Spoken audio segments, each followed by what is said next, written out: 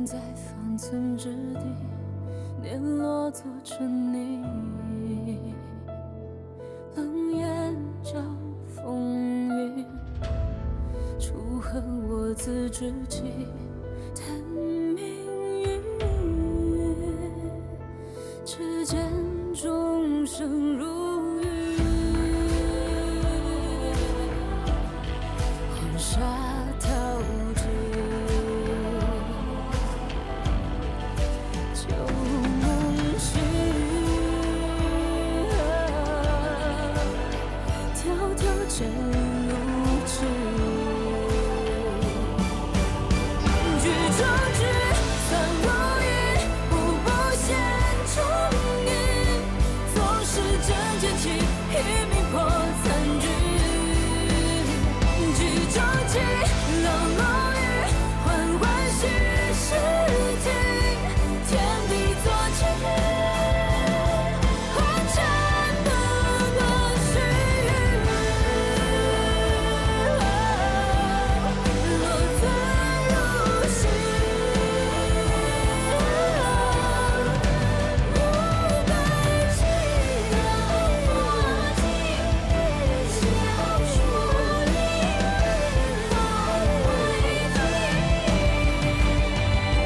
知情。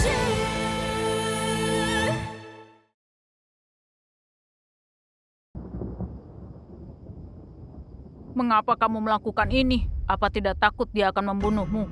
Membunuhku? Kalau dia melakukannya, istana akan kacau. Itu hanya trik Putri Agung untuk merendahkan orang lain.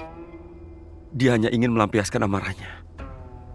Jadi, kamu mengkhianati aliansi karena ingin bermusuhan dengan Putri Agung? Aliansi? Kapan dia pernah peduli soal ini? Dia serahkan plat pasukan kekaisaran ke seseorang dari keluarga yang tidak terkenal. Apa itu ketulusannya untuk beraliansi? Namun jika plat itu ada di tanganmu, berapa besar peluang Putri Agung untuk hidup?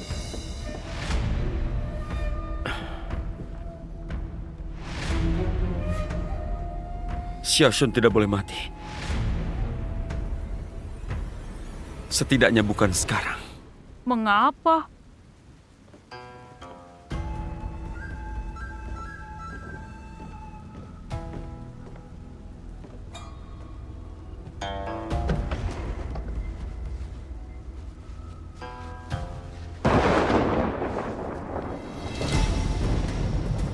Ini jalan keluar yang kamu maksud. Wasiat dari kaisar terdahulu. Dulu Xiaoshun pernah ditunjuk untuk mewarisi tahta. Namun, karena masalah setelah itu, barulah dia menyerahkan tahta kepada Xiao Yu. Tuan penerus, aku lihat kediaman penerus begitu sepi. Bahkan burung di atap pun terbang memutar. Guru besar malah berani menghubungi Tiying lebih dulu. Ini sungguh hal langka. Apa Tuan penerus pernah mendengar naga tersembunyi di dasar jurang? Guru besar datang larut malam. Apakah mungkin ingin mengajariku meramal dari raut wajah? Sayangnya, kali ini guru besar salah menilai. Kini yang berdiri di hadapanmu bukanlah naga tersembunyi, melainkan hanya seekor ikan yang berada di atas talenan. Tidak. Aku datang untuk tunjukkan sebuah jalan bagi Tuan penerus. Sebuah jalan menuju prefektur Xiaonan. Juga gerbang naga, agar ikan itu melompat kembali ke sungai.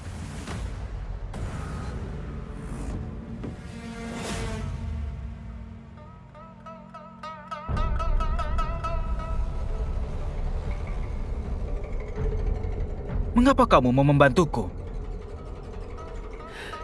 Setelah melihat intrik istana dari zaman ke zaman, selalu ada tipu daya. Aku tidak berani pertaruhkan segalanya pada satu pihak. Dulu begitu, sekarang juga demikian. Aku membantumu karena aku punya taruhan yang lebih layak dipilih.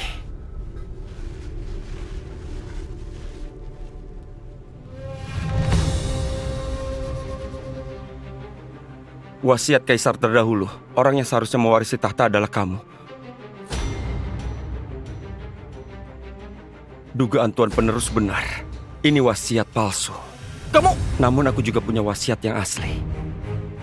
Kaisar bahkan belum lama menduduki singgasana. Apa kamu tidak takut akan dianggap pemberontak?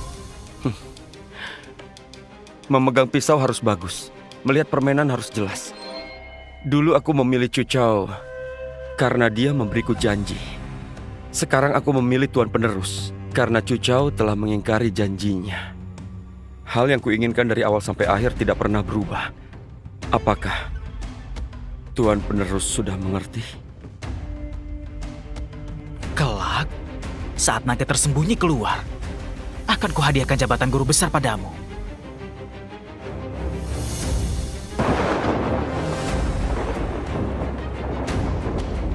Guru besar, ada tamu yang datang.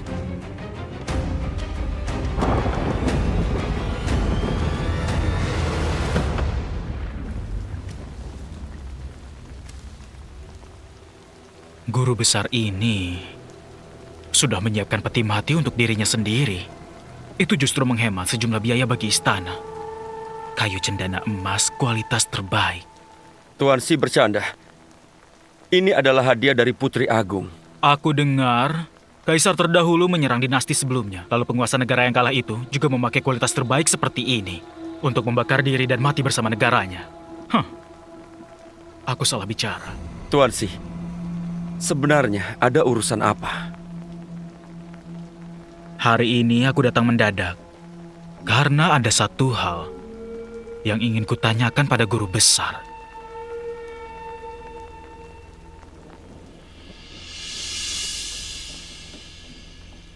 Apa guru besar tahu tentang Putri Agung yang mengepung penerus Raja Xiaonan?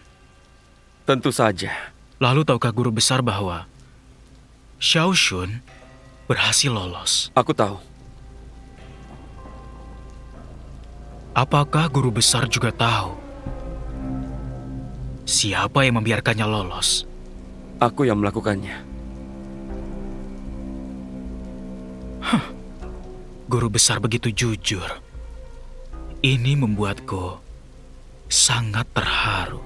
Kurasa guru besar bertindak seperti ini karena sudah tidak satu hati dengan Putri Agung.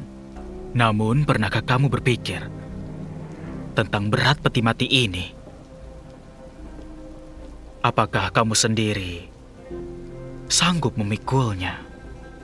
Tuan Si datang di tengah hujan begini hanya untuk mengatakan itu. Aku hanya penasaran, kalau aku yang membiarkan Xiao Shun kabur, apakah Putri Agung berani mengantar peti mati ini ke pintu besar kediaman Shi?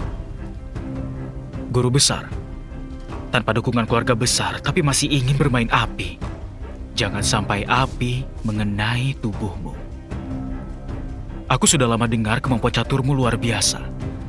Bolehkah aku minta petunjuk lewat satu permainan?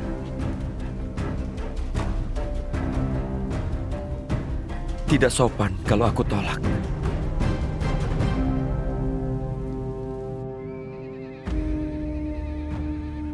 Jenderal, orang Gurun Utara tahu persis susunan pertahanan kita. Mereka bahkan tahu dengan jelas posisi pos rahasia. Pasti ada mata-mata di militer. Lapor! Lapor! Kabar dari ibu kota. Putri Agung dikecam oleh para pejabat. Penerus Raja Xiaonan kabur. Komandan pengawal kekaisaran terluka. Apakah Ciu terluka parah? Menurut kabar, setelah ditangani tabib, nyawanya tidak terancam. Bagaimana kabar Cao? Putri Agung baik-baik saja.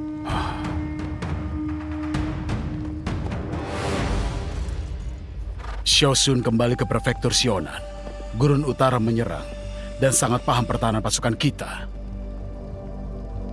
Jangan-jangan mereka bekerja sama dari luar dan dalam. Sampaikan perintahku. Batalion 3 pindah ke Lembah Langya. Batalion 5 menyergap di tebing Yingsu. Sesuaikan garis pertahanan sesuai rencana. Tempatkan pasukan penyergap. Tunggu orang Gurun Utara masuk ke perangkap. Baik. Jenderal. Jenderal, penyakit apa yang kamu derita? Kenapa makin hari makin parah? Bahkan minum obat pun sudah tidak berkhasiat lagi. Aku tidak apa-apa. Aku akan memimpin sendiri pertempuran besok. Tidak bisa, kondisimu sekarang Ini ini. perintah militer. Perintah militer itu mutlak. Baik.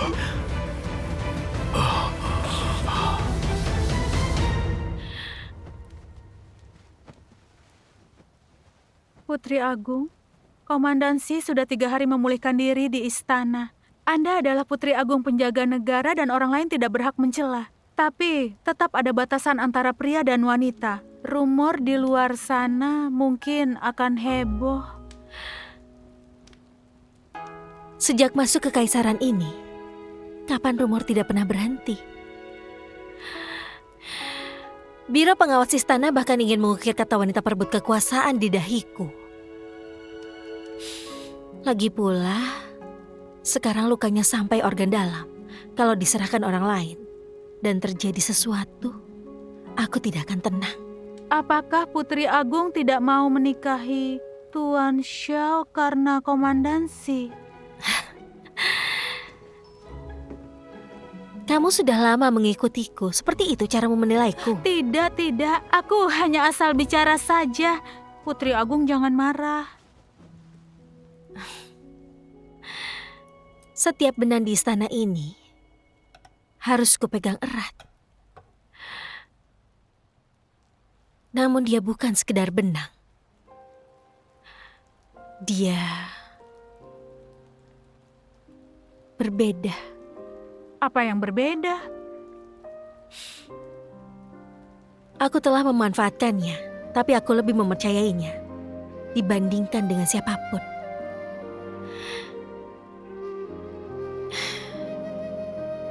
Intinya, berbeda. Putri Agung, laporan dari perbatasan Gurun Utara menyerang Yunchong.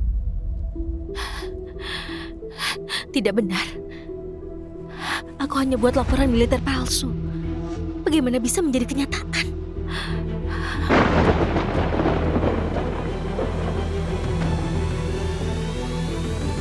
Berhubung Putri Agung memalsukan bukti bahwa Raja Xiaonan bersekongkol dengan orang Gurun Utara dan ingin memakai tinta pinus untuk menyeret keluarga Xi ikut terlibat, maka dia harus siap bahwa ada seseorang yang memberinya perang sungguhan. Dalam pertarungan strategi, mana mungkin tidak ada rencana cadangan. Tuan Xi kelihatan sopan. Tapi cara main caturmu cukup brutal. Guru besar terlalu memuji. Aku hanya tidak suka membuang waktu. Tapi Tuan Xi, dalam permainan catur, hal yang paling penting adalah kesabaran.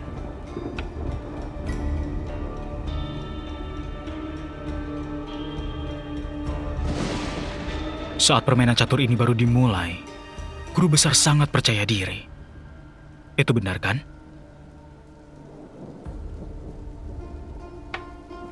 Namun sekarang coba lihat lagi. Situasi permainannya sudah berubah.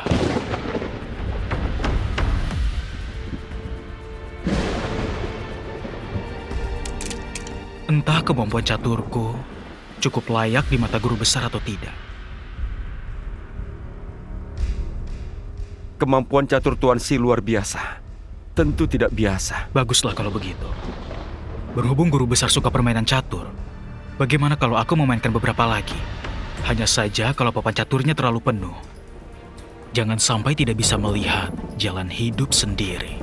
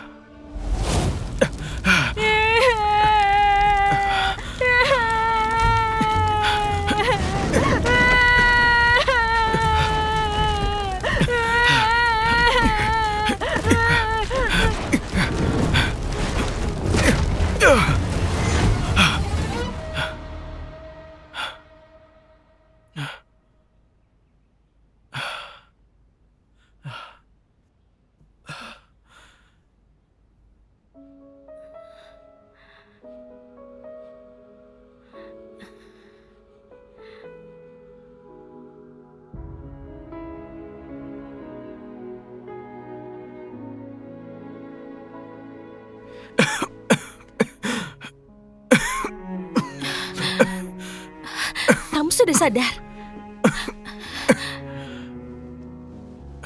Apa kamu merasa sakit? Aku gagal menjalankan perintah militer. Aku yang telah menyeretmu sampai membuatmu terluka. Tengi mengirim muridnya membuka pelabuhan lewat surat perintah, memberi Xiaoxun kesempatan kabur lewat jalur air.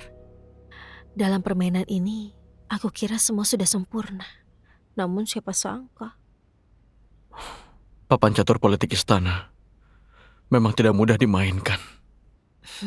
Kekuasaan memang begitu. Katakanlah, bagaimana kamu ingin aku membalas budi ini?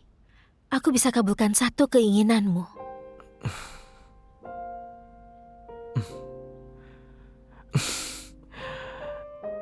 Seumur hidup aku tidak percaya pada dewa atau lainnya. Aku tidak punya keinginan. Lalu, apa juga tidak ada sesuatu yang ingin kamu capai? Tidak ada. Baiklah, kalau begitu, anggap titipkan dulu padaku. Setelah kamu putuskan apa yang kamu mau, baru tagih padaku.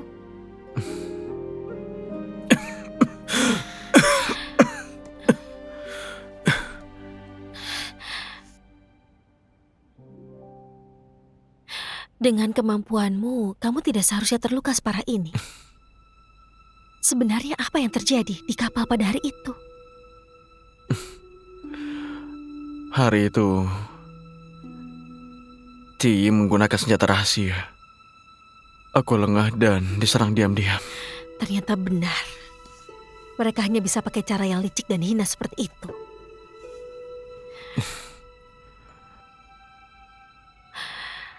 Semalam kulihat kamu mimpi buruk. Sepertinya kamu punya beban pikiran. Bukannya kamu yang bilang bahwa setiap orang punya rahasianya masing-masing? Benar.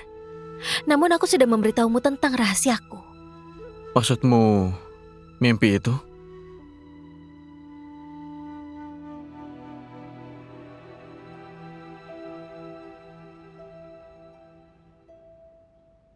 Baiklah. Sebagai gantinya, aku bisa memberitahumu sebuah rahasia.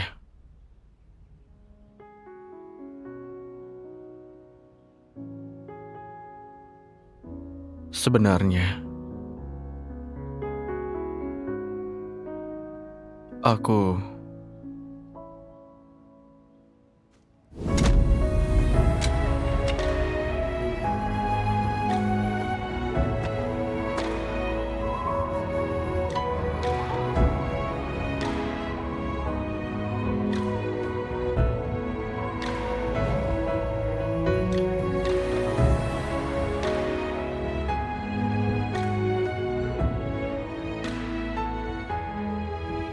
aku pernah diam-diam memakan kue pasta kurma yang kamu kirim untuk ayahmu. Lalu dihajar oleh ayahmu. Terima kasih sudah bagikan rahasiamu. Hanya saja, aku tidak akan lagi membuat kue pasta kurma.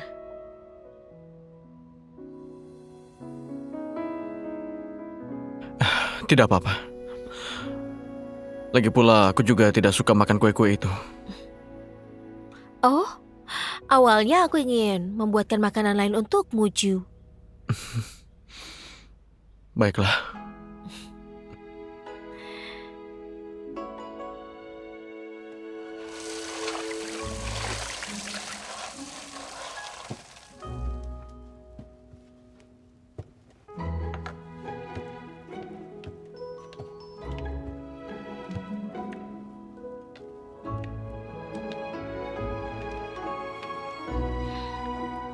Ju, Ah, tusuk kondeku miring.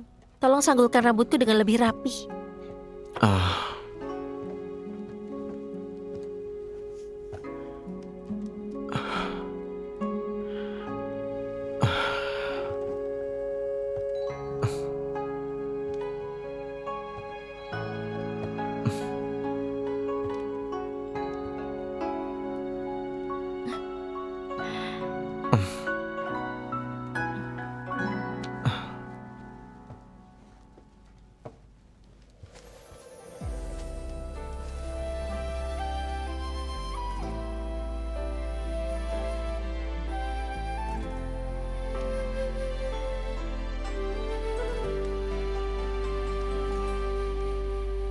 一天一天走过旧山川，一遍一遍望进古城汉，金戈铁马回看，你在归途彼岸。一页一页数着，数着满一年一年，相聚太短暂，情深缘浅，何苦都那么难。我和你风雨共悲欢，有一份相知的羁绊，两个人温暖又孤单，这来世相拥未完。你说这人间多聚散，我叹那世事太无端。一个人寂寞的勇敢，千里之外另一个人。 Enak kan? Putri Agung menghabiskan 6 jam untuk membuat kue ini. Hanya hasilkan 1 kukusan. Aku hanya bisa bilang kalau ini makanan terenak di dunia. Salahmu yang tidak mengaduk isiannya dengan rata. Takaran lemak dagingnya harus pas. Kurang atau lebih sedikit saja tidak boleh. Ternyata begitu. Itu kata ayahku. Kalau kurang terlalu kering, kalau banyak terlalu enak.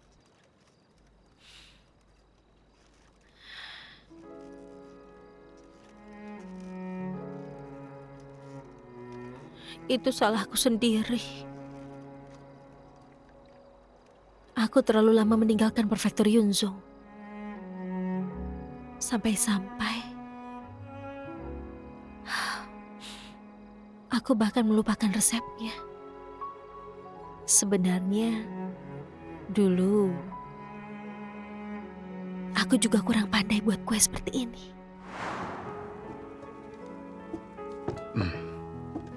Ayah, lihat, aku berhasil. Aku berhasil membuat kue pasta kurma. Hei, Chow, kamu hebat sekali. Namun lain kali, jangan diam-diam dan makan isinya lagi ya.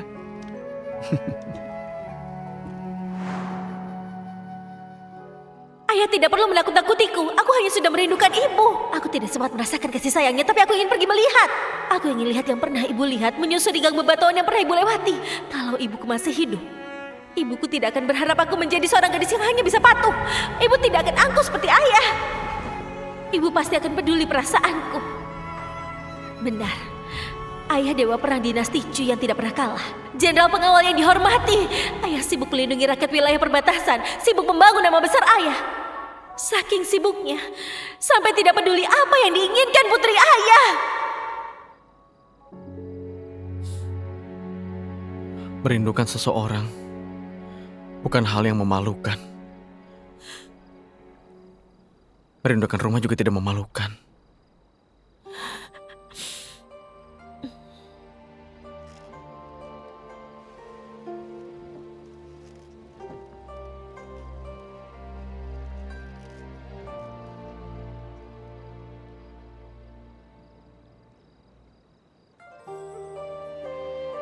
Selama 5 tahun mengikuti ayahmu, dia memang hidup dengan cukup baik.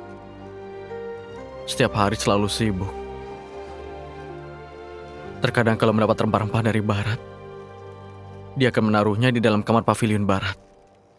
Saat melihat bunga yang indah saat berpatroli, dia pasti memetiknya pulang, lalu menanamnya di pavilion barat. Karena dia pernah memberitahuku, pavilion barat adalah tempat tinggalmu dulu. Dia merapikannya dan menunggumu pulang.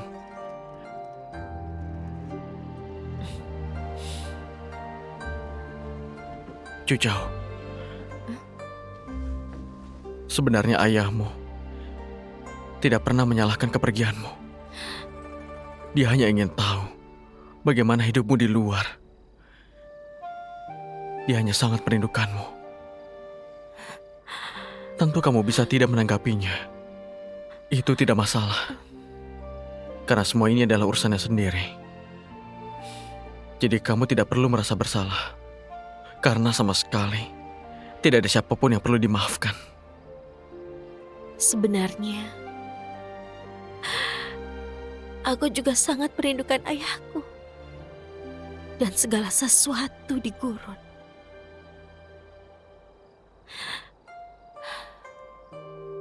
Ayahmu adalah seseorang yang sangat tegas, tapi hatinya sangat lembut. Sama sepertimu.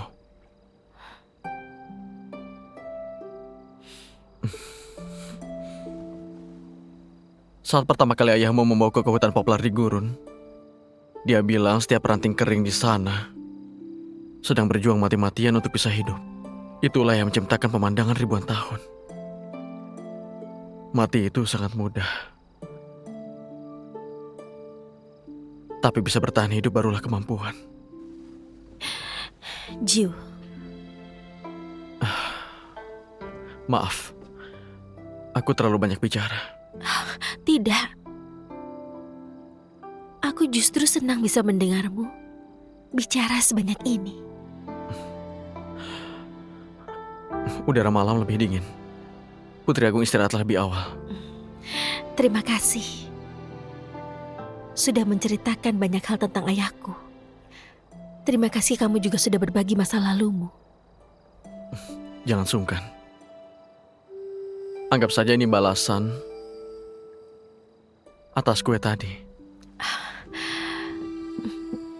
Kalau begitu Komandan Shi, bawa kembali saja kue pasta kurma ini. Terima kasih. Perkataanku hari ini akan selalu berlaku. Tentang kelak jika kamu punya keinginan, bisa datang menagih padaku. Entah harus menerjang bahaya apapun, aku akan bantu mewujudkannya. Aku Cu Chao selalu menepati janji dan tidak akan ingkar. Baik. Tidak mengingkari. Lapor! Lapor! Putri Agung, laporan dari Prefektur Yunzhou. Kemarin pasukan Gurun Utara menyerah. Jenderal Chu berhasil memukul mundur mereka. Tiba-tiba kondisi tubuhnya memburuk. Sekarang tidak sadarkan diri. Jenderal, pasukan Gurun Utara mundur. Ternyata benar sesuai perkiraan Jenderal. Untung Jenderal sudah menyusun strategi lebih dulu.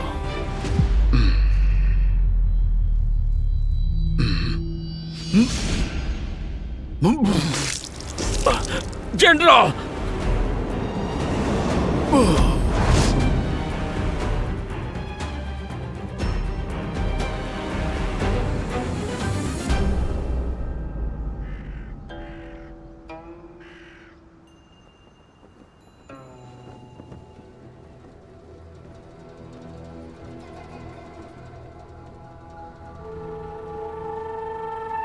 Ayahanda.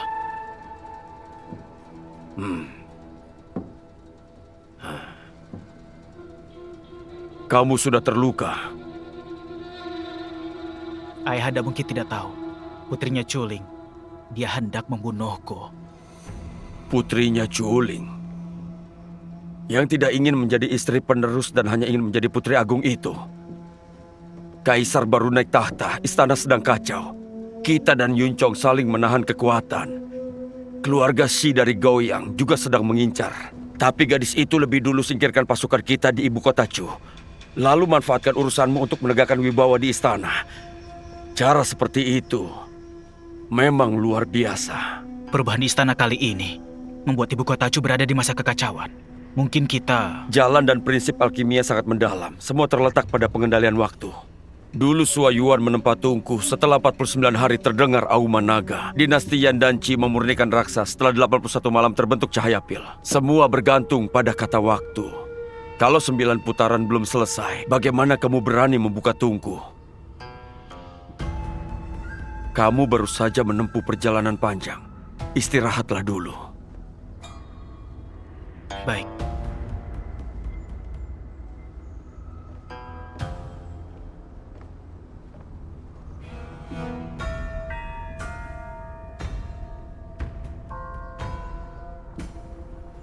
Gurun Utara menyerang perbatasan. Panglima Chuling jelas lalai dalam pengawasan. Fakta pasukan Gurun Utara menyerang perbatasan. Jenderal Chu membuat mereka kembali dengan tangan kosong juga fakta. Tidak membahas jasanya, malah membahas kesalahannya. Kalau pimpin pasukan, memenangkan perang memang sudah jadi tugasnya. Kalau Yunxiong jatuh, akibatnya akan sangat fatal. Jasa tidak bisa menutupi kesalahan. Kaisar, Chuling gagal mendisiplinkan pasukan. Dia pantas untuk dihukum. Saya setuju. Saya setuju. Saya setuju. Kepedulian kepala pengawal istana memang patut dipuji. Namun aku justru ingin bertanya. Xiao Shun baru kabur kembali ke Prefektur Xiaonan dan Gurun Utara langsung menyerang. Kebetulan seperti ini? Apa ada orang yang bekerja sama dengannya dari luar dan dalam? Ucapan Putri Agung malah mengingatkan saya. Seingat saya waktu itu, guru besar paling bertekad meminta pengampunan bagi Xiao Shun. Dia terus berkata, demi menenangkan hati Raja Faisal. Kalau dipikir sekarang, cara menenangkannya ini sungguh tepat waktu. Tuan Si, hati-hati dalam bicara. Mengampuni Xiao Shun dan memulangkannya ke Xiaonan merupakan titah kaisar. Apakah Anda ingin saya meragukan keputusan kaisar? Sebaliknya, Tuan Si. Saya dengar Anda berniat mengambil alih kediaman penerus Xiaonan. Kediaman itu berada di lokasi yang strategis dan terhubung ke segala arah. Daripada dibiarkan kosong, sebaiknya dimanfaatkan. Kaisar berbaik hati dan menghadiahkannya ke saya. Apa guru besar juga menginginkannya? Cukup. Gurun Utara menyerang. Saat ini yang paling penting menenangkan hati pasukan. Sedangkan ancaman dari dalam.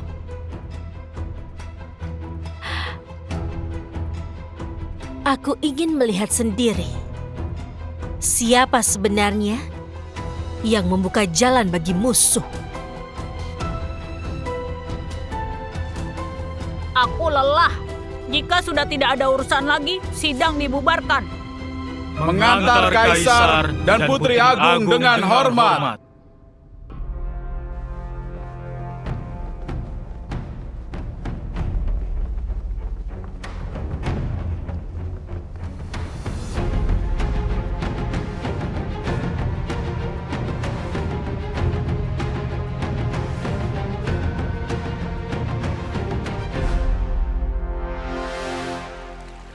Tuan Ketiga Si, kamu itu hebat. Beraninya mainkan langkahmu secara terang-terangan. Xian Fang itu berani berkata langsung kepadamu bahwa dia akan memberi Putri Agung perang. Berarti dia yakin dirinya aman. Dia tahu kita tidak punya bukti. Dan kita tidak bisa menyentuhnya. Benar. Dia berani mengatakannya. Berarti dia sudah siapkan jalan belakang. Bahkan kalau sekarang kita menyelidikinya, juga tidak akan menemukan jejak apapun.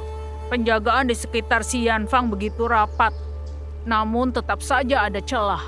Bagaimana kalau kita mulai dari kediaman lamanya di Gaoyang? Saat Xian Fang masuk ibu kota, dia bawa keturunan keluarga Si ke sisinya. Yang tersisa di kediaman lama di Gaoyang hanyalah beberapa pengurus. Tidak ada yang bisa diandalkan. Namun ucapanmu benar. Jika ingin serang titik lemah ular berbisa, harus masukkan tangan ke sarang ular lebih dulu.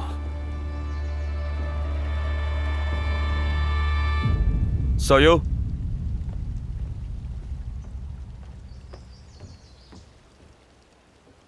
segera utus orang ke Gaoyang. Baik. Tuan Si, permainan catur ini harus kamu mainkan dengan baik.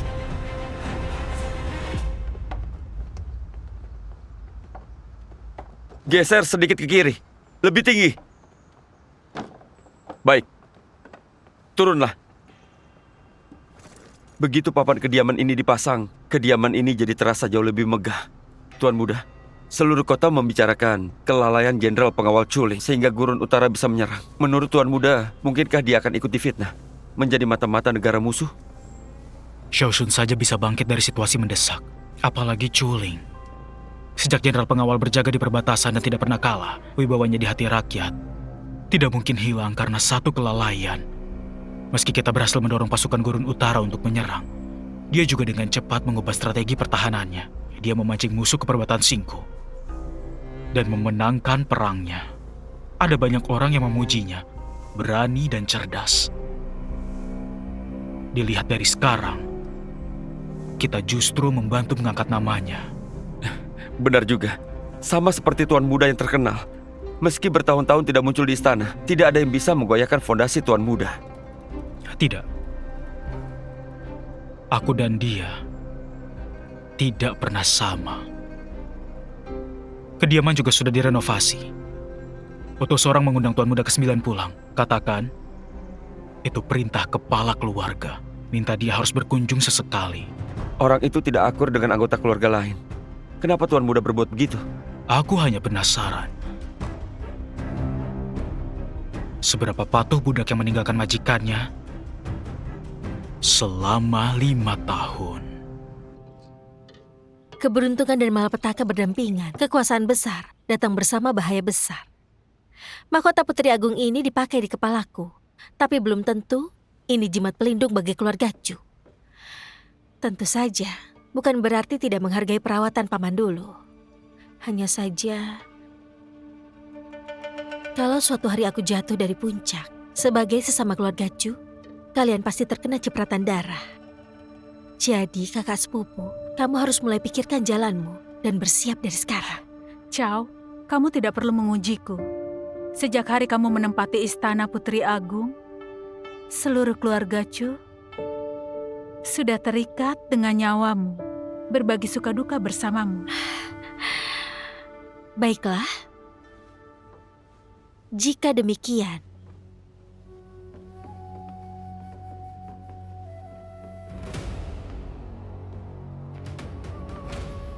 mulai sekarang, aku bergerak di depan. Kamu atur semua dari balik bayangan.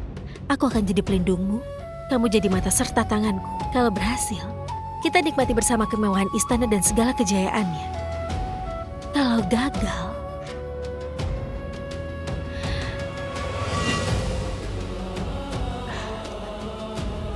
aku rela jadi mata tangan dan kaki bagi Chow. kalau begitu, harap kakak ingat baik-baik ucapanmu. Setelah minum teh ini, tidak ada jalan untuk mundur.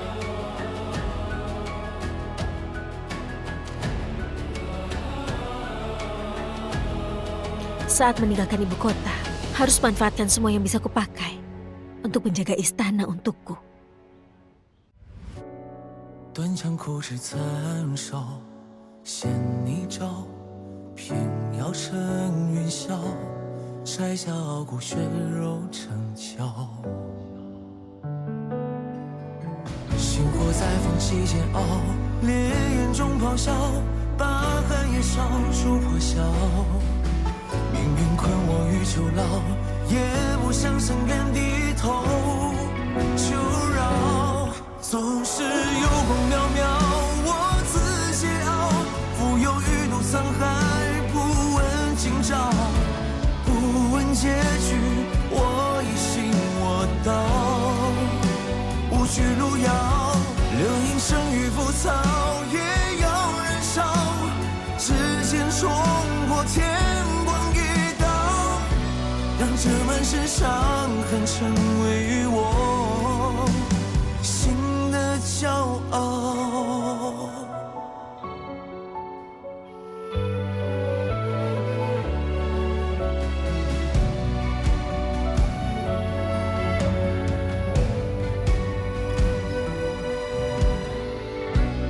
宫阙九重暗角，只为与人笑，纷纷扰扰，人间惊鸿把你照照。星火在缝隙间熬，烈焰中咆哮，把寒夜烧出破晓。命运困我于囚牢，也不想向原低头。求饶，总是有光渺渺，我自桀骜，浮游欲渡沧海，不问今朝，不问结局，我已信我道。无惧路遥，流萤生于浮草，也要燃烧，指尖冲破天光一刀，让这满身伤痕成